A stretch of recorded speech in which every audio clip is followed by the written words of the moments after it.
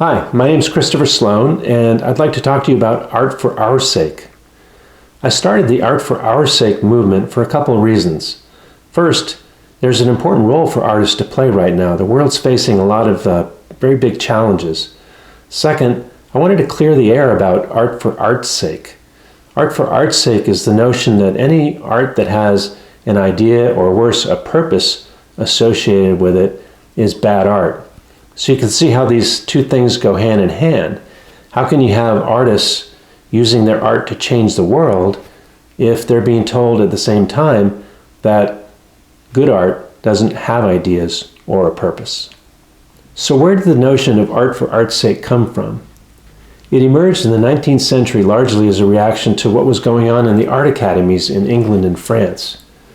Some artists thought that what was going on in the academies was a stifling perpetuation of classical art traditions that went back to the Baroque period and the Renaissance. So art for art's sake was a way of rejecting that. Instead of artwork that was scripted and formulaic, proponents of art for art's sake said, anything goes. Not all artists subscribed to this idea, but many did, and this idea definitely fed into the mainstream of art and art education in the 20th century. In the late 19th and much of the 20th century, we saw the evolution of art go through Impressionism, Expressionism, Abstraction, Surrealism, and many other isms.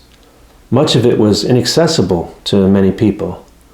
Many of you have had the experience of going to a museum and wondering what on earth the artist was thinking or how such a piece could get into a museum. That's partly due to the idea of art for art's sake. I think that art and artists need to do better. The world's just facing too many challenges for us now to do otherwise.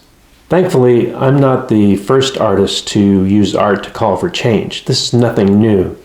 But by calling our art, art that specifically is created with a purpose in mind, by calling that art for our sake, we're putting a label on it and we're making a statement. By doing this, we're owning the distinction between the type of art that we create and what others might be doing. We're stepping up to a challenge together, and that's why I call it a movement. So whether you're an artist interested in joining me in the Art for Our Sake movement, or just interested in following the progress of the movement, you can sign up for news and updates on my website. Thanks for listening, and I look forward to hearing from you.